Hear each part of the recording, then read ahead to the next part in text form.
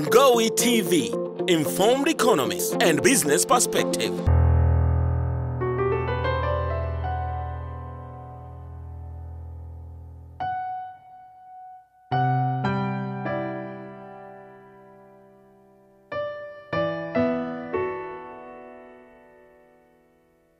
Kwa leo ni ile muendelezo wa hizi session kwa lengo kuu moja, kujifunza. Maisha yetu kwa kiasi kubwa sana tunatakiwa tujifunze, na hasa kwa sababu mazingira tunayofanya kazi yanabadilika siku hadi siku. Na kilichobadilika sasa hivi ni sio, kinaweza kuwa kimebadilika sana, ama kuna mambo ambayo labda yameendelezwa, yametiliwa mkazo, ni budget ya serikali kuu. Sisi wote kama raia tunatoa kodi, mashirika yetu yanatoa kodi.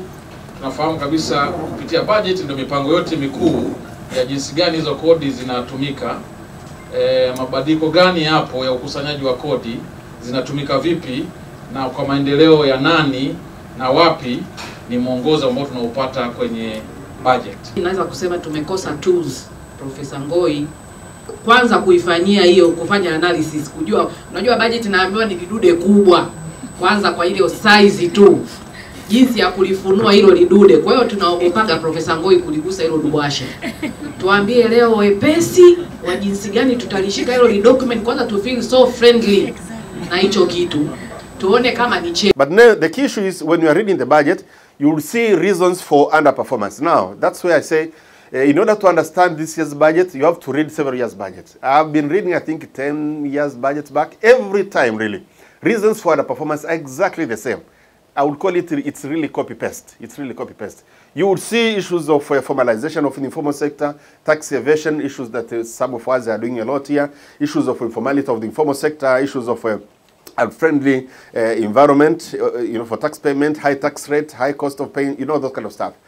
So really, for we as people in the civil society organizations who are supposed to be lobbying and advocating, who are supposed to be also doing some service delivery, I think we should ask the why question. Why are we having, there's reasons for underperformance? Because really, if you look at the reasons that have been given for underperformance, they are symptoms for a bigger problem. Really, those are not reasons, really. There is a reason behind tax evasion. There is a reason behind high tax rate. There is a reason behind traders not using electronic fiscal device. So really, we should question and help, of course, to provide a solution to the root causes of the problems. A properly prepared budget, Professor Ngowi will agree with me, is supposed to be a financial management control tool.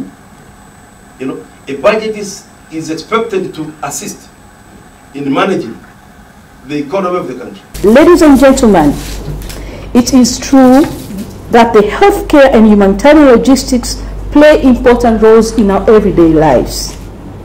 I understand that there has been a number of studies that have been and need to be conducted to this area. For instance, the recent work by Ageron and others, the 2018 edition, analyzed healthcare logistics and supply chain, particularly issues and challenges relating to the area.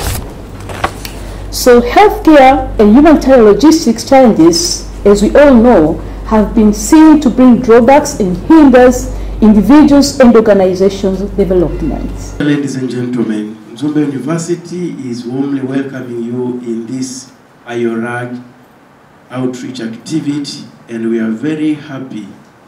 We are very, very happy and proud to host you here at the Tazama Campus College.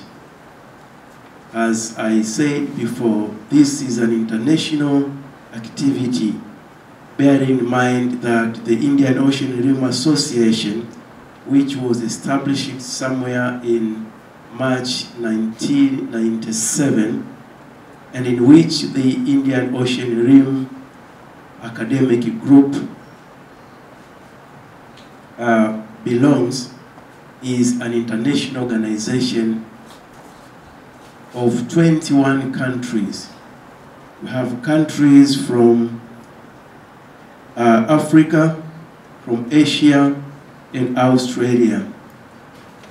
We are also aware that IORA has 7 dialogue partners including countries in Europe, America and Asia, and therefore hosting a large event is among the big things that Mzumbe University treasures and proud to be part of. We also wanted to make sure that the Indian Ocean Dialogue becomes entrenched within EORA. I don't know if you know the history of the Indian Ocean Dialogue. It was actually established by India in, I think, 2014 was the first meeting of the Indian Ocean Dialogue in India. And it wasn't part of the Indian Ocean Rim Association. It was associated with the Indian Ocean Rim Association, but it wasn't part of the mechanisms of the association. So this is the first time that the Indian Ocean Dialogue will form part of the mechanism of the association and will be held together with the academic group meeting. And the dates, please note, 1st to the 3rd of August of this year. 1st and 2nd of August will be the Indian Ocean Dialogue meeting, focusing on sustainability. In the defense of banking, I think banking has been fairly, has been adapting technologies since its Middle Ages origin. I mean, we were once using some coins or Knights Templars in tunnels in Europe to deliver money. Right now you've got SWIFT and things. So banks and the banking sector in general over time has been adopting technology. And I think it's been adopting the technology as it comes. I think the profound change over the last 60 or 70 years is the speed at which the changes in technologies have been happening. Starting with the microprocessors and microcomputers, IBM, mid 1950s, 1960s. Then you go to the internet ages of 1990s and onwards. So now it's a sector, a banking sector that likes to use technology to lower costs, to reach out to more people. But the speed at which these changes are coming is so profound, and it's becoming harder and harder to keep an identity. Or should we keep the identity? Should we not lose the identity? So that is one point that I wanted to make. The banks do embrace technology. It's becoming tougher and tougher as more and more technology is coming at the banks. Now, let me go straight to the topic here. There are major changes that actually have taken place and are taking place. Sometimes they're happening within our lives because technology changes the way we live and the way we work. And a lot is happening in the banking sector. So let me start from the mundane. You know, there has been enacted a couple of laws that now are very fundamental to, if you want, banking operations and other operations under this new technology sphere. One is called Electronic Evidence Act, where now electronic evidence is admissible in all legal proceedings, including in the court. And that admits a whole range of documentation that previously there is no way they would accept unless you have signed on a piece of paper, but electronic signature now can actually be accepted in the court of law. The other sort of comparison to that is a huge truck in one of the provincial capitals in Vietnam, where a man in shorts was sitting with his mobile and figuring out whether he was going to drive the truck that way or that way or that way, depending on what the price was going to be. So I think it's incredibly important at all levels not to, how can you say, it is also, and Benner alluded to that, it is also important to be aware that, of course, when you move into new types of arrangement, there are sometimes risks. I mean, Ponzi schemes done over these medias and so on can be pretty risky business. And some of the major activities associated with the financial crisis we've seen have been associated with that. Today, the competitor of NBC is not CRDB or NMB. It is its own customers, because you know what? Technology has created a very demanding customer. I mean, banks that are going to embrace technology with their people, the people who are meeting the customers. I mean, your example there is profound, because if people who are meeting customers on the branches, you know, that's where rubber hits the road. So if somebody can't get it right there, you can imagine how many of you are going to say, stuff DCB, I don't think they know what they're doing. And at the end of the day, it's going to be the end of the bank. So it's unless and until people in the banking hall begin to believe that technology is here to support actually pushing more. When you start seeing people borrowing from Sure or Tala, and the survival of banking is on two. One is on interest income from loans, and the other one is on transactional activities. Payments is a transaction activity. It's gone already. I mean, you just said you do your Tigo Pesa, your M-Pesa. That's revenue for the bank. It's gone. And you know, when you begin to borrow, it's really a big deal. So we have to transform, and therefore digitization is transforming bank, and banking will never be the same again.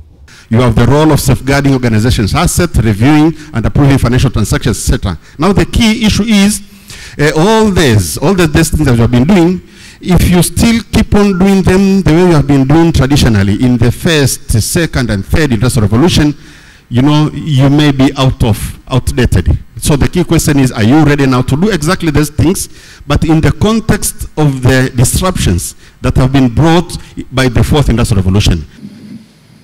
I would just like to add one thing. Like you said, people don't know much, people don't have their financial plans ready, or people don't. That's absolutely correct, but that is not just correct in crowdfunding context. It is any investor, especially foreign investor, if you go and you want foreign investment, you need to have a financial plan, you need to have a marketing plan. That is anybody who will ever invest in you, no matter which dimension, alternative finance or finance, you need to know that. So having a good idea is not enough. You need to collaborate with other people. A lot of people just think of entrepreneurship as one-man show. You need to actually team up with people who have different competence than you. So you might have a good idea, you might be technically good, and then you can collaborate with the business person, and together you create business, and that is more sustainable way. Nadhani kama kuna mmoja anaweza kuniambia kwa mazingira ya biashara maana nini? Yawe mazuri, yasipokuwa mazuri, mabaya maana nini? Labda niseme tu kwa wale ambao labda wanasoma financial management au hasibu au entrepreneurship, kuna kitu tunaita return on investment. Return on investment. Return on investment ikiwa kubwa, hapo ndio tunasema kwamba kuna mazingira mazuri ya biashara. Ikiwa ndogo, yani wewe uwekeze hela yako alafu upate hiyo hela irudi kidogo, tunasema kwamba hayo ni mazingira mabaya ya biashara. Kwa maana kwamba gharama za kufanya biashara kwenye uchumi huo ni kubwa kuliko faida unaipata. So return on investment ndio ambayo inadetermine kwamba mazingira ya biashara ni mazuri ama sio mazuri. Sasa tulianzishwa TPSF kwa maana hiyo kwamba tuhakikishe kwamba kuna kuwa na mazingira mazuri ya biashara ambayo ni sustainable, ili wawekezaji wakiweka pesa yao basi waweze kuipata. Mazingira ya biashara yakiwa ni mabovu, yakiwa yamedorora, yataathiri biashara yako kwa njia ambayo ni hasi. Baadaye tutaenda kuzungumzia kwa undani, na mazingira ya biashara kwako wewe kama yakiwa yamekaa vibaya, yatakupunguzia ushindani. Kwa maana nyingine utashindwa kushindana na wengine. Tukumbuke kwamba tunaishi katika, tunasema dunia ambayo ni kijiji kusema kweli. Bidhaa na huduma unazouza wewe haupo mwenyewe. Wanaambia wanafunzi wangu wako 1000 kidogo wanafanya biashara hiyo. Kwa hiyo mazingira ya biashara yanayokuzunguka kama yamekaa vibaya yatafanya biashara yako iwe ngumu. Na ndio sababu kati ya mambo muhimu ambayo yanafanywa na vyama mbalimbali, kwa mfano TPSF na kadhalika, ni pamoja na kuitaka serikali iweke mazingira ya biashara ambayo ni rafiki, ni mazuri na ya kuvutia zaidi. The issue Professor talked about, the budget has gone up, the target for collection is going up 1.5 and so on and so forth, and is wondering where we're going to get that money. It's a tall order. Yes, it's a tall order. We have to get that money, and we have to get that money come what may. Let me give you just an example. No, please don't misunderstand that statement. Don't misunderstand that statement to mean we are just going to ensure that we get it from you who are already doing business. Let me just correct that we get it clear and give you examples that are live. The reason that I'm saying that is that there is quite a big chunk of businesses that are not registered. And I will give you examples with the numbers. And the reason basically also is on our part. There are areas that we haven't reached people that are doing businesses in this country. There are so many of them. And some of them are even in Dar es Salaam. If you just go around Dar es Salaam here, there are so many people who are doing businesses that have never been registered and they've never paid anything. I'll give you a few examples of 3 regions. There's a campaign that we are running now, what we call Mkoa kwa Mkoa. And we've done that by starting with the regions that are newly established. We've done that in Geita, we've done that in Simiyu, we've recently done that in Njombe. And do you want to know the numbers that we've registered? Real businesses, not in the informal sector, real businesses. In Geita, we registered 608 in 1 week. In Simiyu, we registered 1,197 in 1 week.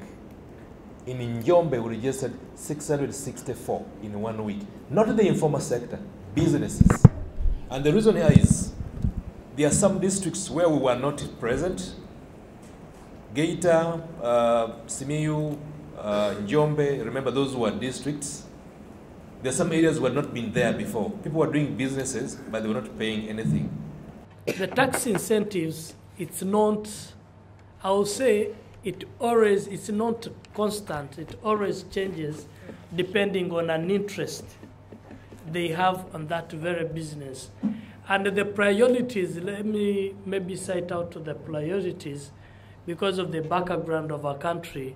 It was first of all infrastructure and also production, manufacturing industries. So, because there was a very big gap that the government wants to cover. And the third one is about solving the issue of unemployment. Logically, if investment climate is bad, and investment climate is bad, like, infrastructure, roads, ports, airports, because you don't have money. So what will be the logic? The logic is collect the revenue instead of giving them as incentives, and then use them to fix what is broken in the investment climate, to improve infrastructure, to improve roads, etc., etc. Let's say that this is a developed country, and this is developing country. In between 2 countries, there is DTA. DTA, yes.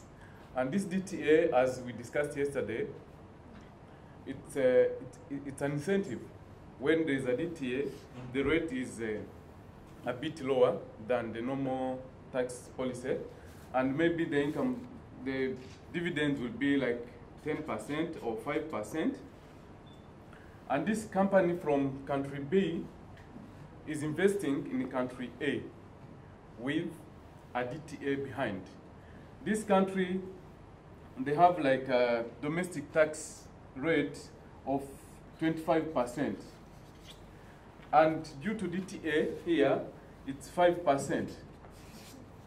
So, they work with the entrepreneurs solving their problem, and they use, of course, both theoretical and the practical knowledge. And of our, something that we came to really realize, our entrepreneurs, we call them our entrepreneurs, students will call them clients, they would say, we don't like the academics part of it, we want the practical part of it. Those who understand Kiswahili, they would say, hatutaki mbwembwe za kisomi. We don't like this academic tactics and all things.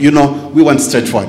So, what happened is, students, of course, I gave them a roadmap actually. For this week, you should have met the clients for this week, write me the first report, and have a file full of all those reports. We are talking about almost 70 groups times 5, over 300 students. But then they will be doing weekly progress reports, because what we are doing is really teaching them a way the way we are treated in the world of consultancy. We have done consultancy with quite a number of guys here, you know, produce that report, submit inception report, submit draft report, etc. But then they'll be getting almost 24/7 support from me and my colleague through coaching and mentoring, you know, because some student will go and say, but, you know, this client does not have a strategic plan. And I say, exactly, and that's the problem that we have to solve. But this plan, this client, his papers are not well documented. And I said, that's exactly why you should help him to document, his practices.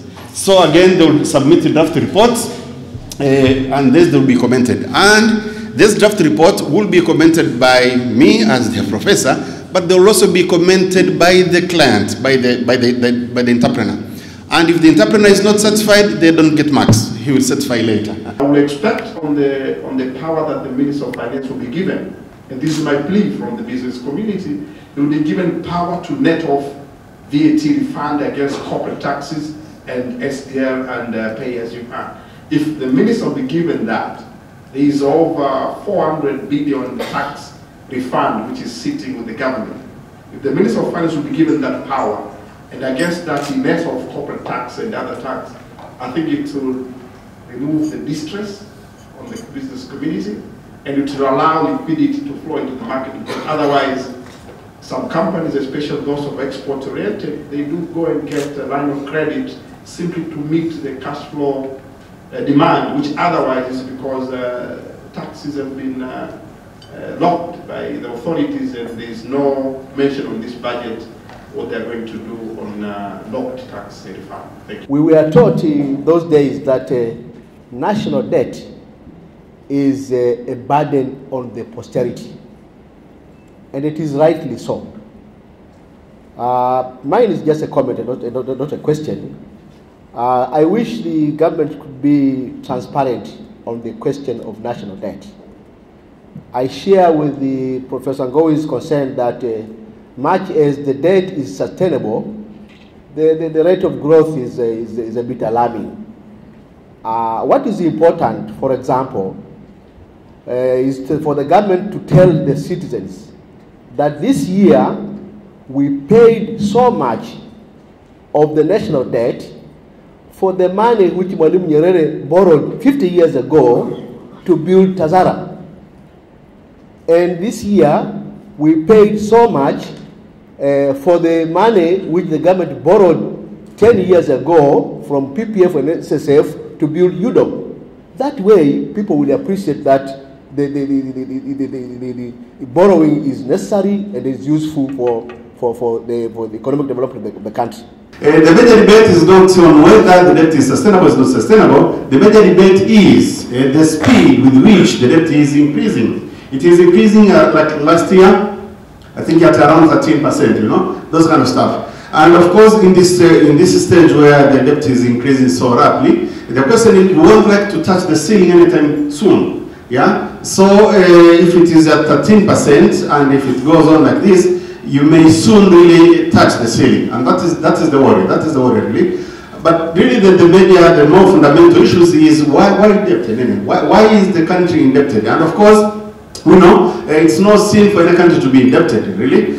But really the key issue for Tanzania, as is the case for many countries, is we have insufficiency when it comes to domestic resource mobilization, specifically when it comes to tax. We are not collecting enough tax. That's the point. That's why we have to depend on borrowing. We have to depend on, of course, on aid. This year's budget, I think it's around 55% or so, which will be coming from tax. But others will be, it will be borrowing.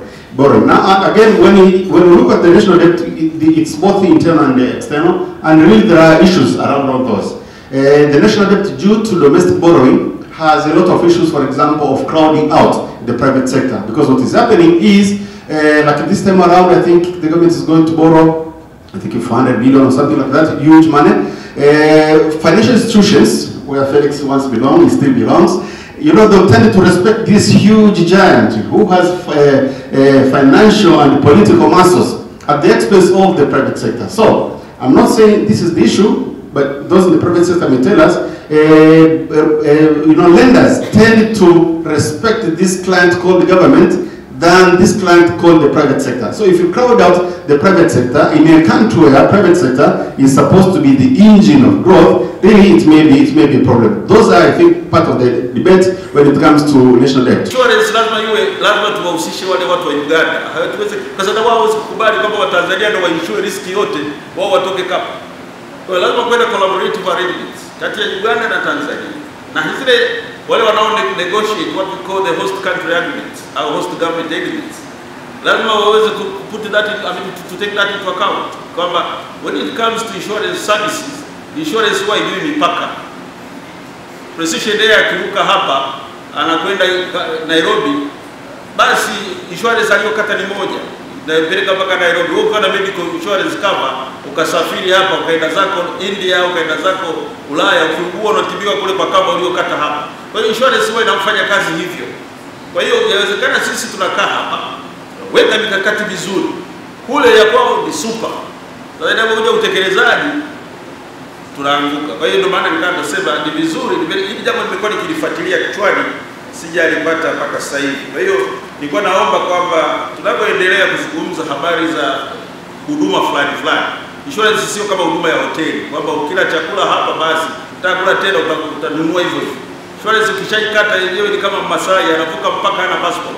You know, in the, let me call them bad holidays when we went to school, we have been prepared for jobs. You know, I did economics and we've been prepared to, you know, we'll call ourselves economic planners, economists, etc. But then given the dynamics of the labor market now, given these technologies, actually now we have to prepare people to be future ready.